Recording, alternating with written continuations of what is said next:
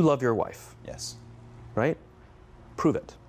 Like, what's the metric? Give me the number that helps me know, right? Because when you met her, you didn't love her, right? Sure. Now you love her, right?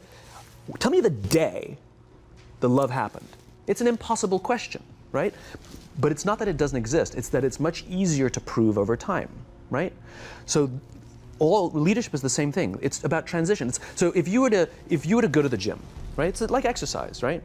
If you go to the gym and you work out and you come back and you look in the mirror, you will see nothing. And if you go to the gym the next day and you come back and you look in the mirror, you will see nothing, right?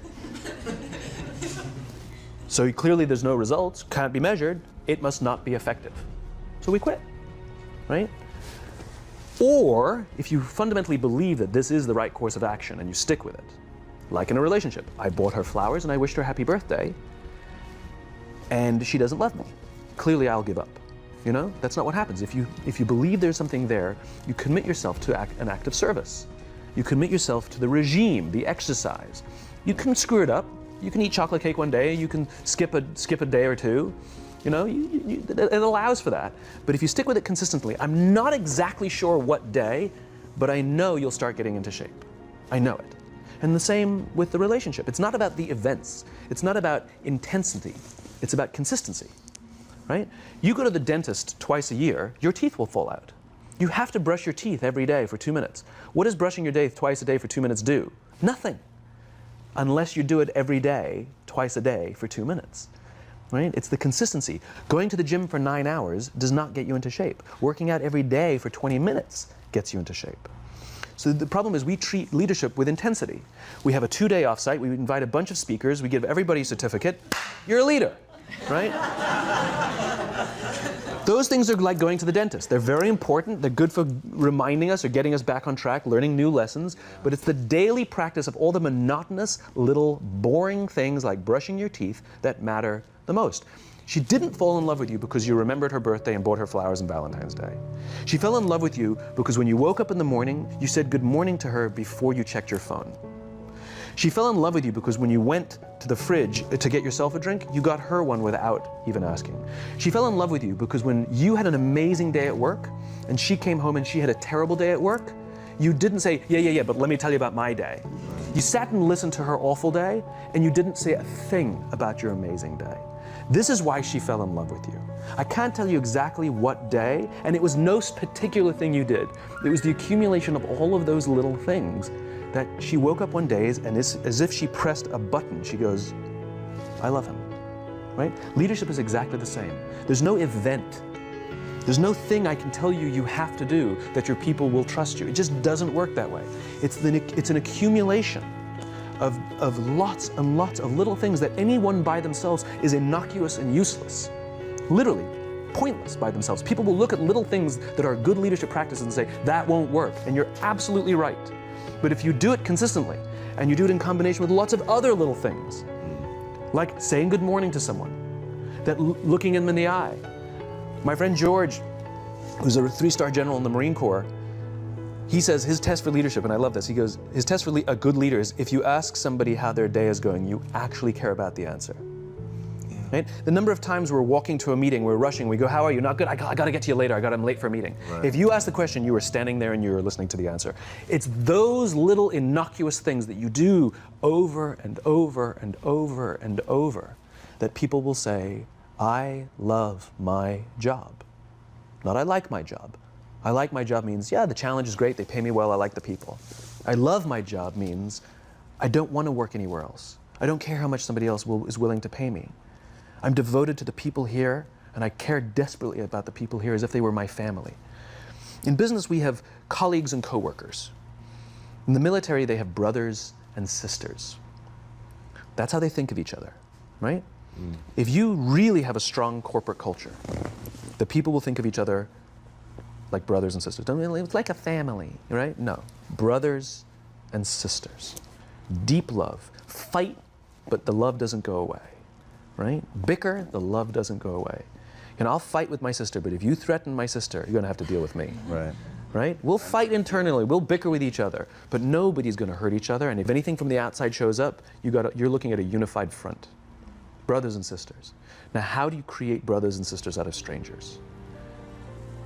Common beliefs, common values, you know? Parents, in other words, executives who care about their children's success, who care to raise their children, teach them skills, discipline them when necessary, help them build their self-confidence so that they can go on and achieve something more than you could have ever imagined achieving for yourself. That's leadership, an absolute love and devotion for the people who've committed their lives to this enterprise. It's a human thing. So just as you know how your body feels after a good workout, and you know how your body feels after a big greasy meal, you know that one is good for you and one is not, despite what it may taste like. And that's the problem with short-term gains, right? They feel really good in the short term. So we're highly trained social animals. We're highly adapted social animals. We can feel social awkwardness, and we can feel when things are going well. You can sense it. You say you have this sense of laughter, around the office. Like we don't walk around with blinders. We're like I said, we're made to do this. That's why we can assess if somebody's trustworthy or not. That's why we keep our walls and we're like, yeah, his results are great, but I wouldn't trust him, right?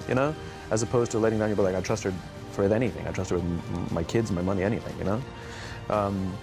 So we're highly attuned animals, and so we're good at sensing it. But I will say there is a caveat to your metric of laughter, which is a decent one, is that scale breaks things, right, in human beings. As I said before, we're not made for populations bigger than about 150-ish. It's called Dunbar's number. Robin Dunbar, a professor from Cambridge University, theorized that we cannot maintain more than about 150 close relationships. And the way he defined a close relationship is, if you're at a bar with a bunch of friends and somebody comes in, would you ask that person to join you or not? And it's about 150 that we would ask them to come join us.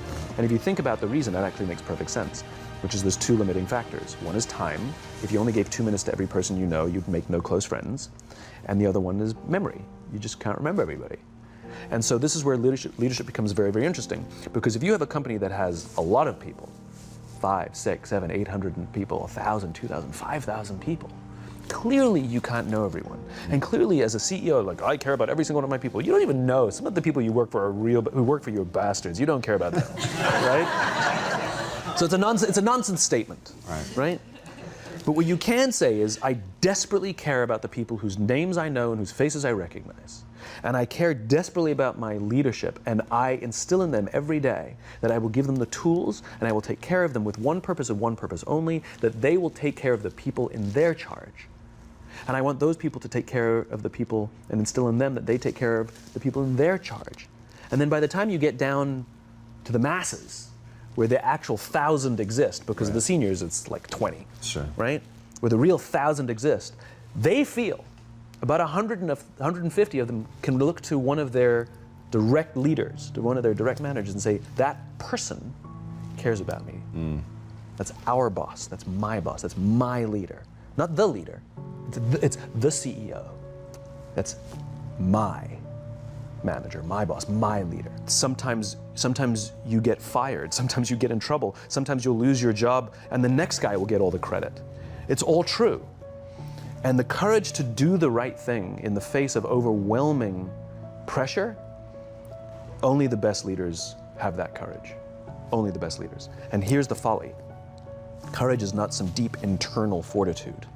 You don't dig down deep and find the courage, right? It just doesn't exist.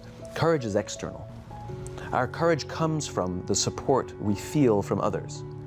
In other words, when you feel that someone has your back, when you know that the day that you admit you can't do it, someone will be there and say, I got you. You can do this. That's what gives you the courage to do the difficult thing. It's not going off to an ashram by yourself somewhere for 4 weeks and coming back and finding the courage. It's not what happens. It's the relationships that we foster. It's the people around us who love us and care about us and believe in us. And when we have those relationships, we will find the courage to do the right thing. And when you act with courage, that in turn will inspire those in your organization to also act with courage. In other words, it's still an external thing. That's what inspiration is, right? I'm inspired to follow your example. But those relationships that we foster over the course of a lifetime will not only make us into the leaders we need to be and hope we can be, but they'll often save your life. They'll save you from depression, they'll save you from giving up, they'll save you from any matter of negative feelings about your own capabilities, your own future, when someone just says, I love you.